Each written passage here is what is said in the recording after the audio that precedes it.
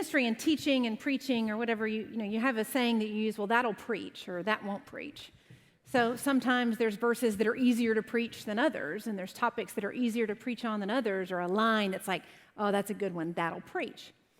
In August, I attended a conference with my team and where I work in Austin, and it was half business leaders and authors and speakers, and the other half were preachers. And it's a large conference, every preacher had their mic drop, right? Like had their line, had their moment, had their thing that will preach.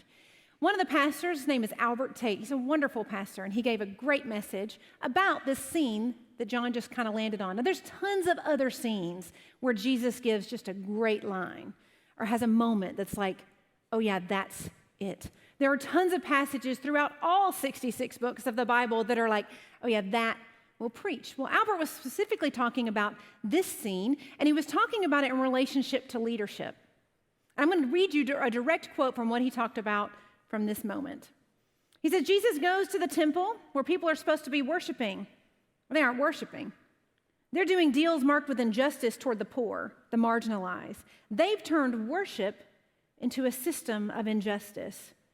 Albert says, I love this scene because Jesus is angry. Anybody else like angry Jesus? Like there's a party that's like, I'm glad he also did have moments, right? I can relate to an angry Jesus. He flips over the tables. This should be a house of prayer. You've turned it into a den of thieves, and you systematized it. And just as I get excited about angry Jesus, I realize, and this is Albert's mic drop, he flipped the tables, not the people. In a moment when he, one interpretation says he fashioned a whip and started like whipping the tables. And when he could have whipped people or he could have flipped people, and let's be honest, we've all kind of had at least a couple of people we would like to see flipped. But Albert says Jesus doesn't flip people. He flips tables. Pastoral mic drop. It's like the stuff of gold. It's what we live for, that one line. And so we're watching this as a team, and man, everybody in the room is like, oh, yeah. And it gets a little bit of conviction of like, man, I know that sometimes I just get so angry. I want to shun someone, or I want to punish them, or I want to do all these things. But man, when I realized that really to change the system, this was Albert's message. He said, to change the system, you have to flip the tables, not flip the people. And my coworker was sitting by me. She was like, that was so good. And I was like, yeah, that's an amen. Like you definitely, that was great. And then I just felt like, but wait. Jesus comes in. He is angry. He calls out what is happening, and he flips the tables. And the stuff just keeps happening. Rome stays Rome. The Jews continue to be oppressed. In fact, as I got to thinking about it, a lot of what Jesus does, even up to the point of the cross, doesn't immediately change anything. The system stays the same. It's a beautiful moment. It's an important moment. And I believe we're challenged to actually have those moments, to use our voice, to take a stand for things. But the reality is, when you explore these moments with Jesus, nothing changes. So then why are we here? We wouldn't be here together. Like we're here gathering together in order to talk about Jesus. We're here under the umbrella of Jesus Christ. Diverse opinions, probably a spectrum of political ideas, different backgrounds, different experiences, and yet we're here Sunday morning. You got up in the middle of a pandemic and you came to church because you know that you want to be here, you want to learn something, you want to explore something, there's something that draws you here. So how did we get here if nothing actually changed back then?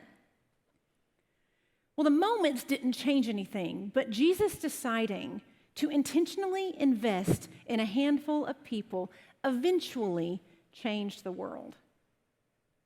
And I love Pastor Tate's message, and I believe it is very valuable, because we've all got systems that we want to change. I want to do something with you. I want you to do it in your mind. I'm going to ask you to raise your hand, but just do it, in your mind, because you'll get it.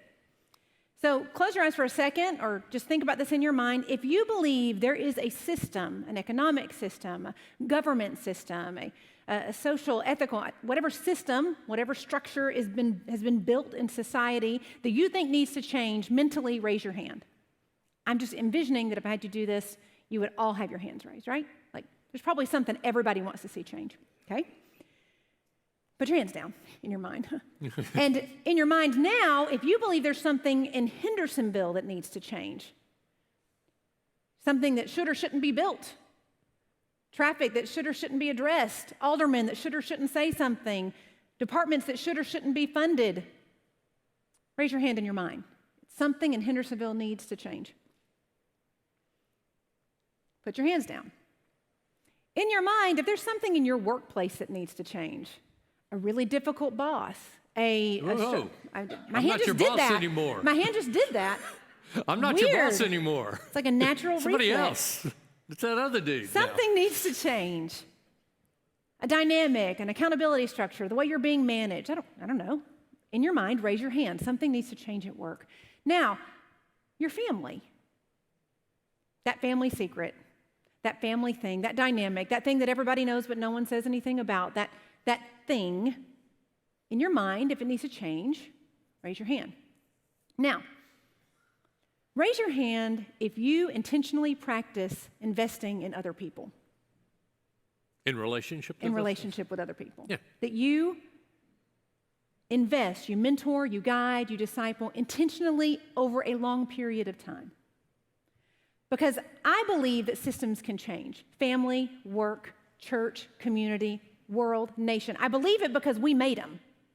We created the system. It's made by us. It's upheld by us. I was talking with someone a few weeks ago, and they were getting frustrated politically, and they said, well, it won't matter. There's no way I can change the system. I said, you got some very powerful tools at your exposure. You got your dollar and your feet.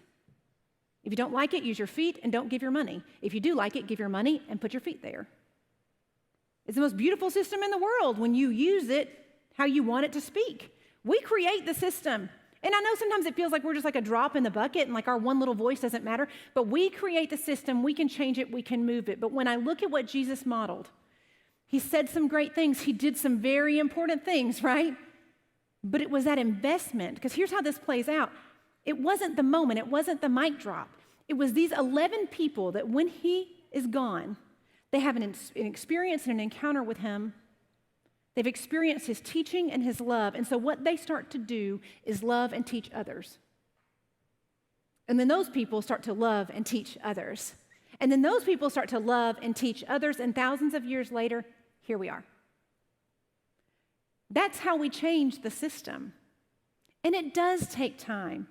I was thinking about just our current systems and some issues. Like I was thinking about years. So it's 275 years from the cross, thought to be 275 years until Constantine makes Christianity legal, which then has them able to worship in public. But that's not necessarily a overnight thing. The system still took time to kick in. Look at us in the United States. We abolished slavery in 1865. We said no more. And in 90 years, we had the civil rights movement. We did a good thing in 1865, and we still had to change and shift and grow. We are doing good things now, but we've still got a lot of changing and shifting and growing to do. It is changing. It is taking time. And I know that honestly, that's exhausting. But Jesus came and played the long game. And he knew if I intentionally invest in these people, over time, it will change the world. And it does, so much more so than our mic drops, than our zingers, than our moments where we get to say what we think and what we feel, and they'll get it now. You ever wonder why they really actually don't ever get it now? That it really doesn't feel like it does work? It's because it takes time. When Sal and I first came on at GodWhy, my first job was to do the young adult ministry, college-age students, and they were fired up and ready to change the world. They adopted every kid from every country. They built wells. They bought the shoes, the bracelets, the DVDs. They did all the things. Some of you don't even know what a DVD is anymore. Anyway, they did the things. And those things are valuable and worthy of investing our time and energy and resources in. But they're still struggling in those countries, and they're still struggling in those communities. Because I used to always tell them, what will change the world is you deciding to be a decent human being, press into your relationship with Christ, and then let that overflow to everyone you encounter and be intentional in your time with them. And then you're going to have a generation that pours into another generation, that pours into another generation, and the world will change. I really believe it's possible. But I think we're going to have endurance and patience. When we get frustrated, we either get angry and we do want to flip tables or flip people, or we check out altogether. I'll just stay in my bubble. I'll just spend my time how I want to spend my time. But what Jesus modeled for us was not only use your voice and be active and say the things, but more importantly than that, pick a small handful of people to love well. And then because you loved them well, they will love the next people well. And they will love the next people well. And before you know it, we'll have a whole world of people loving people well, which I know we feel so far from, but we've come a long way. And we can keep it going if we don't get exhausted and check out or allow our anger to take the best of us. If I could leave you with one challenge from this morning, I just want you to picture at least one person in your mind that you can love a little better this year. How can I invest in that one person at work or in my community or in my church? How can I love just at least one person a little better and not give up and believe in change? And yes, I have opinions, and yes, I get frustrated, and yes, I get angry, but that's not going to do anything. It's valid to have it, but if we want to produce change, we're going to have to invest in people over the long haul.